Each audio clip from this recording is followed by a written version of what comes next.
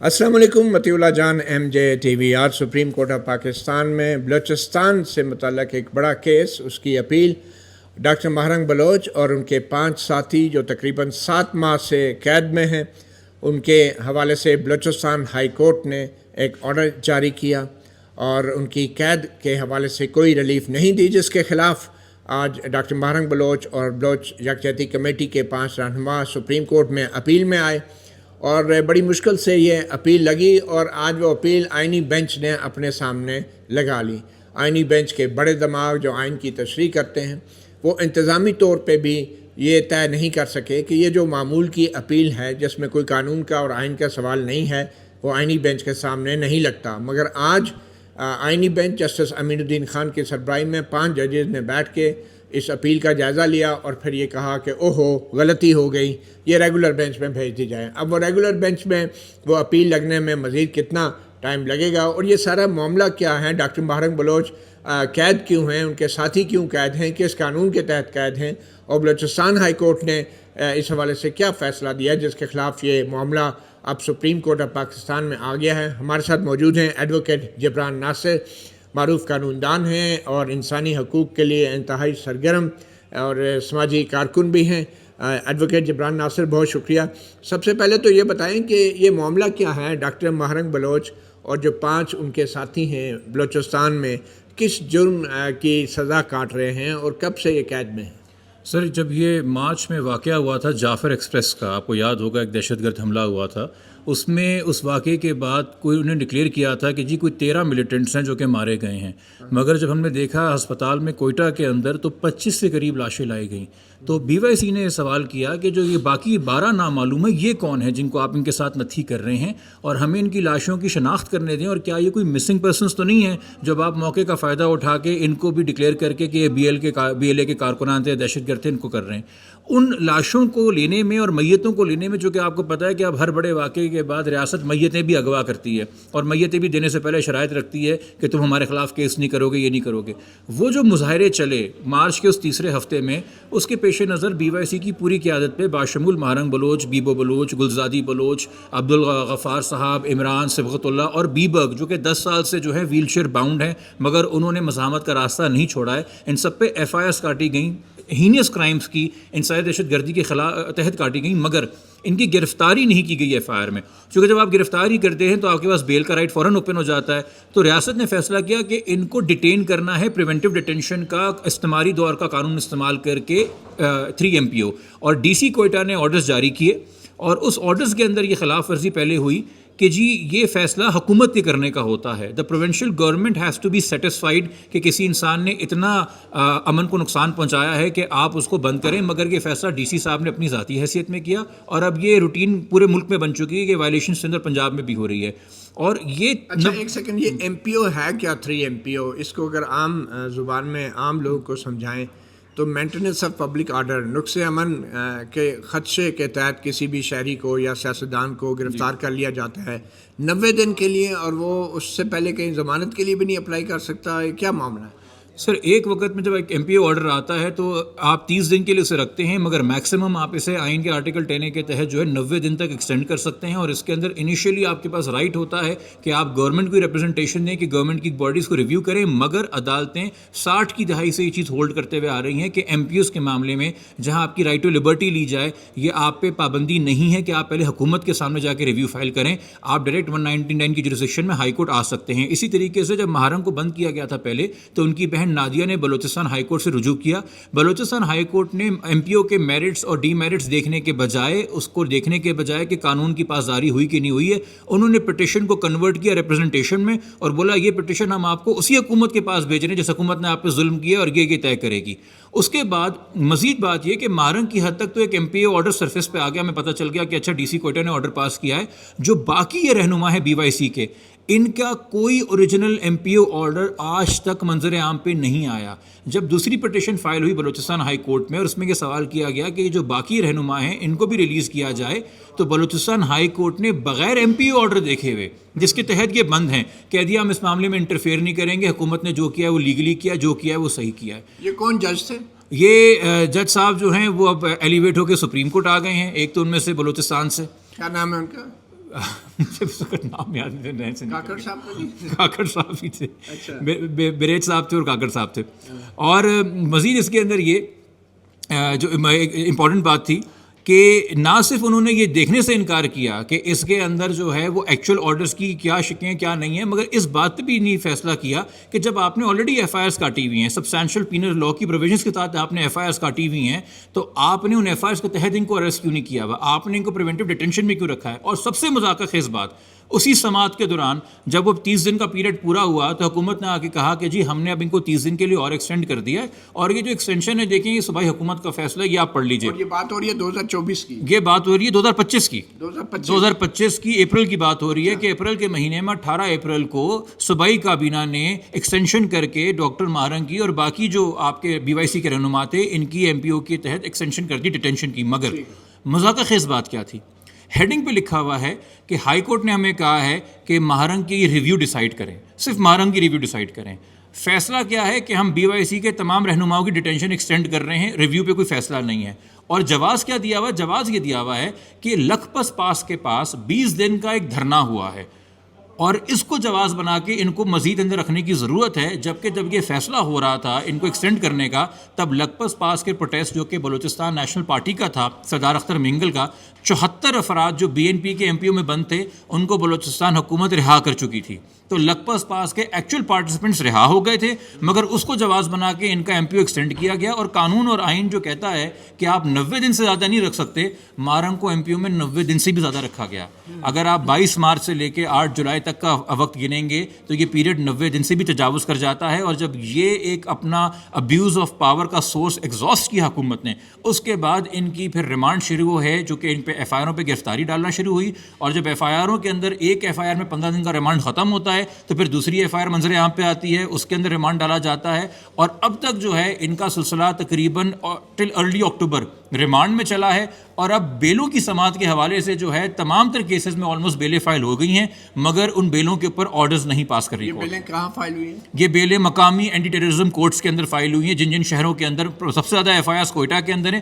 مگر کوئٹہ کے علاوہ باقی شہروں میں مستونگ میں بھی, گڈانی میں بھی, اور جگہ پہ بھی ایف آئی آر کٹی ہوئی ہے. ڈاکٹر مہرنگ بلوچ کے خلاف کتنی ایف آئی آر ہیں؟ ڈاکٹر مہرنگ بلوچ کے خلاف جو حکومت نے خود اون کی کہ جس میں ہم نے ان کو نام سے نامزد کیا ہے وہ 7 ایف آئی آریں تھیں. مگر ایشو یہ ہے کہ بہت ساری ایف آئی آریں بی وائی سی کے خلاف ایسے ہیں جس میں فلانا اور نامعلوم افراد, تو وقتاً فوقتاً وہ نامعلوم افراد کے نام سامنے آتے رہتے ہیں جب آپ نے کسی کو پکڑنا ہوتا ہے. جیسے ہم پی ٹی آئی کے ساتھ بھی دیکھتے رہے ہیں کہ شروع میں نام نہیں ہوتا, مگر ابھی بھی 9 مئی کے اندر وہ جو نامعلوم کی 400 کی فہرست ہے اس میں کبھی خان صاحب کا کوئی رشتہ دار پکڑ لیا جاتا ہے, کبھی کوئی رشتہ دار پکڑ لیا جاتا ہے. تو ہمیں یہ بھی خدشہ ہے, اور اس چیز کی بھی ہائی کورٹ سے, سپریم کورٹ سے ہم استدعا کریں گے اس پٹیشن کے اندر کہ کم سے کم یہ جو ڈیٹینشن اور اریسٹ کی ہو یا ایم پی او کے تحت ہو, یہ چین آف ایک سیم سیریس میلیفائڈے ایونٹس ہے. یہ پورا ریکارڈ تو آئے سپریم کورٹ کے سامنے کہ میں کس کس کیس میں مجھے گرفتاری درکار ہے میری. اچھا یہ بتائیں کہ جو ٹرائل کورٹس ہیں, مقامی انسداد دہشت گردی کی عدالتیں ہیں, وہ ان کے فیصلے کیوں نہیں کر پا رہی, اور کب سے یہ ضمانت کی درخواستیں ان کے سامنے پینڈنگ ہے؟ سر میں اس میں آپ کو اگزامپل دیتا ہوں. سندھ کا, کراچی کا, بلوچستان تو ہم ویسے ہی کہتے ہیں نا علاقہ غیر ہو چکا ہے, وہاں پہ تو جمہوریت نام کی کوئی چیز نہیں ہے, مگر سندھ کے اوپر تو پیپلز پارٹی, ایون تو پیپلز پارٹی کی حکومت بلوچستان میں بھی ہے, مگر سندھ میں تو پیپلز پارٹی بڑی فعال ہے. وہاں پہ ایک ایف آئی آر پچھلے سال کی 654 قائد آباد کی کٹی ہوئی ہے. اس وقت وہ ایف آئی آر ڈاکٹر مہرنگ پہ کاٹی گئی ATA قانون کے تحت, جب ڈاکٹر مہرنگ قائد آباد کے تھانے سے 26 کلومیٹر دور ڈیفینس PS کے پولیس اسٹیشن کے حدود کے اندر ایک وکیل کے چیمبر میں بیٹھی ہوئی تھیں, اور جبری گمشدگی کے جو شکار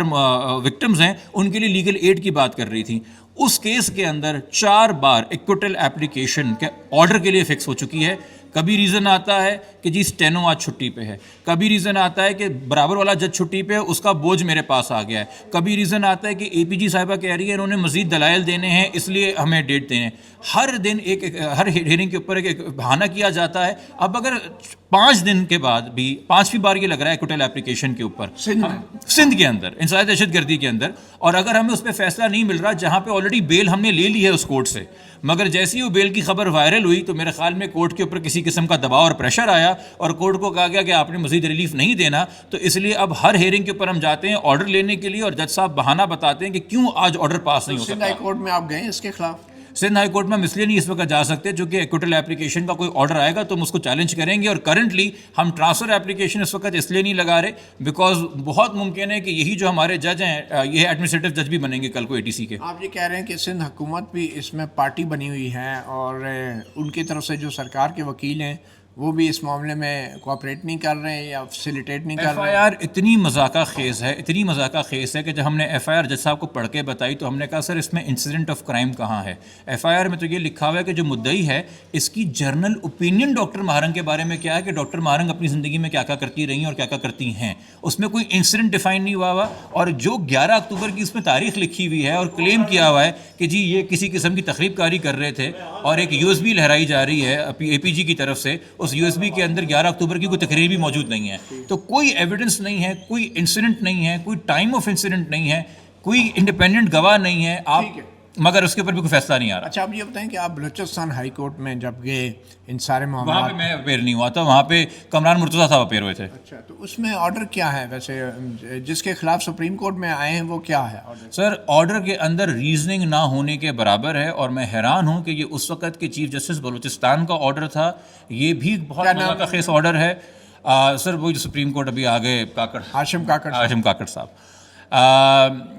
آرڈر کے اندر صرف اور صرف کیا لکھا ہوا ہے, اتنی FIR ہیں مہارنگ کے خلاف, اتنی FIR ہیں BBC کے باقی اراکین کے خلاف, 3 MPO کا قانون پورا چھاپ دیا, یہ وہ قانون ہے, پروونشل گورنمنٹ کا آرڈر چھاپ دیا, یہ ان کا آرڈر ہے, یہ فلانے کے دلائل, اور آخر میں ایک پیراگراف لکھ دیا for the foregoing reasons and for the above mentioned grounds we do not find any reason to interfere. Reason اپنی کوئی نہیں دی ہوئی ہے ان کے دلائل کے اوپر, اور صرف کاپی پیسٹ کر کے FIRs کا متن اور کاپی پیسٹ کر کے جو MPO کے آرڈرز ہیں مہارنگ کے خلاف انہوں نے لکھ دیا we don't find any reason to interfere. Neither have they جج دا لیگیلٹی کہ ہر ایک گراؤنڈ جو دیا ہے MPO کے لیے وہ ویلڈ ہے کہ نہیں ہے. نہ انہوں نے یہ بات کی کہ جب FIRs کٹی ہیں تو آپ ان کو اس میں گرفتار نہیں کر رہے, نہ انہوں نے یہ ڈیسائیڈ کیا کہ کیا صوبائی کابینہ ڈیلیگیٹ کر سکتی ہے DC کوئٹہ کو اپنی پاورز کہ تم بیٹھ کے ڈیسائیڈ کرو گے کہ کون جائے گا کہ کون نہیں جائے گا, اور نہ انہوں نے یہ بات کی کہ ڈاکٹر مہارنگ کے علاوہ جو باقی سارے BYC کے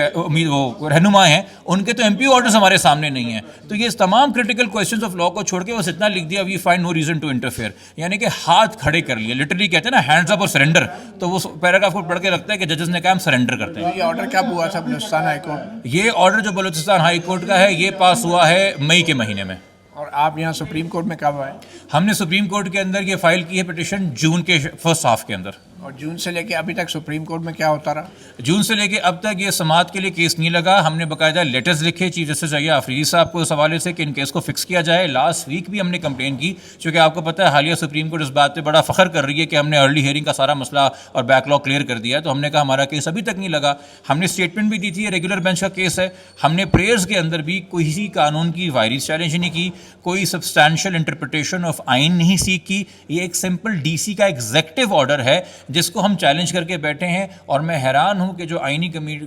بینچ کی کمیٹی بیٹھتی ہے جو ڈیسائیڈ کرتی ہے کہ ہم نے کون سا کیس کس دن کس نمبر پہ فکس کرنا ہے, جسٹس امین الدین, جسٹس جمال خان مندوخیل, جسٹس محمد علی مظہر, انہوں نے ڈیفینیٹلی پریئر پڑھی ہوگی. وہی پریئر کہ جب آج میرے ساتھ جو دوسرے وکیل سینئر کاؤنسل فیصل صدیقی صاحب موجود تھے وہ بھی اس میں 2 پٹیشنز کی پیروی کر رہے ہیں, انہوں نے صرف پریئر پڑھ کے سنائی. تو آگے سے بینچ کے پاس کوئی جواب نہیں تھا اور بینچ نے کہہ دیا کہ آپ بالکل صحیح کہہ رہے ہیں ریگولر بینچ کا کیس ہے. بٹ اس چکر میں یہ دوبارہ جو فکسیشن اس کیس کی ہونی ہے 1 سے 1.5 مہینہ BYC کو آپ مزید, اور جب ہم کہتے ہیں نا BYC کو یا آپ مہارنگ کو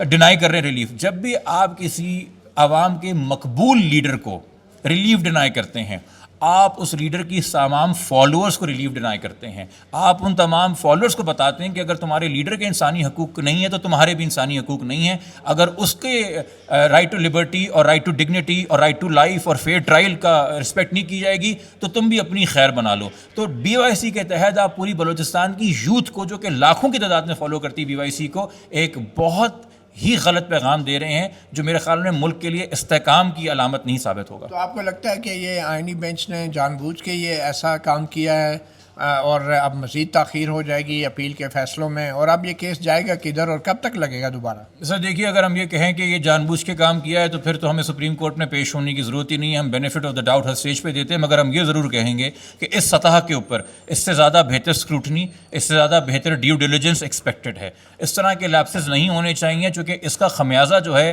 آئینی بینچ کا کوئی نقصان نہیں ہوا، ہم وکیلوں کا کوئی نقصان نہیں ہوا. ڈیٹینشن ان درخواست گزاروں کی ہے جو طویل سے طویل تر ہوتی جا رہی ہے، رائٹس ان کے وائلیٹ ہو رہے ہیں. ہم بھی وکالت ان کے لیے کر رہے ہیں، یہ ججز بھی نوکری اور تنخواہ اسی بات کے لیے لے رہے ہیں کہ عوام کے حقوق کی پاسداری کی جائے. مگر یہ معاملہ جو بلوچستان ہائی کورٹ کے آرڈر کے خلاف سپریم کورٹ میں آیا ہے، اگر یہاں پہ آپ کو ریلیف مل بھی جاتی ہے تو کیا اس کے بعد ڈاکٹر مہرنگ بلوچ اور 5 دیگر لوگ رہا ہو جائیں گے؟ ہم جو آرگیومنٹ لے کے جانا چاہ رہے ہیں وہ یہ بات لے کے جانا چاہ رہے ہیں کہ جو مقصود تھا حکومت کو وہ تھا ان کو پابند سلاسل رکھنا، اور جو میلوفائڈے ہم ایم پی او سے ہائی لائٹ کرنا چاہتے ہیں وہی میلوفائڈے اٹیچ ہوتی ہے ایف آئی آر سے بھی. چونکہ جس وقت آپ مجھے ایم پی او کے تحت بند کر رہے ہیں اور ایم پی او کے تحت مجھے 90 دن تک بند کر رہے ہیں، اس کا جواز آپ بتا رہے ہیں کہ میرے خلاف ایف آئی آر ہے، مگر اس ایف آئی آر میں آپ مجھے گرفتار نہیں کر رہے، اور اس ایف آئی آر کو آپ صرف تب عمل میں لے کے آ رہے ہیں جب میرا ایم پی او کا 90 ڈے پیریڈ ختم ہو جاتا ہے. یہ میلوفائڈے مینلی بلوچستان گورنمنٹ کی اسٹیبلش کرنا vis-a-vis their crack down on B Y C, یہ مقصود ہے جس کو ہمیں لگتا ہے کہ ڈائریکٹ امپلیکیشن ہوگی ان تمام کرنل کیسز کے اوپر بھی جو بی وائی سی اس وقت بھگت رہی ہے. یعنی کہ اگر بلوچستان ہائی کورٹ نے کیا ان ایف آئی آرز کا بھی جائزہ لیا تھا یہ ایم پی او کے اوپر فیصلہ کرتے ہوئے؟ ایک بھی ایف آئی آر کا جائزہ نہیں لیا، صرف ان کا ٹیبل پروڈیوس کیا ہوا ہے. وہ ایف آئی آرز کیوں کٹیں، کیا وہ صحیح کٹیں یا وہ غلط کٹیں، اس حوالے سے کوئی انفارمیشن نہیں لی گئی. بس کہہ دیا گیا انہوں نے آ کے ریکارڈ دیا اور اس کی روشنی کے اندر ہمیں انٹرفیئر کرنے کی ضرورت نہیں ہے. وہ تو ایم پی او کی، اور اس میں بڑی ضروری بات ہے کہ دیکھیے،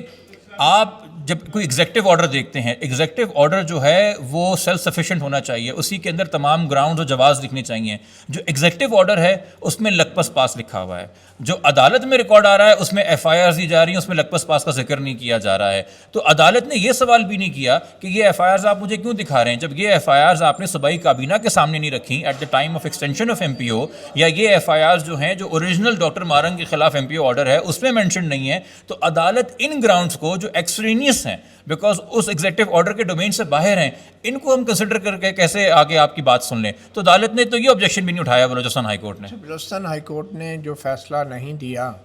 تو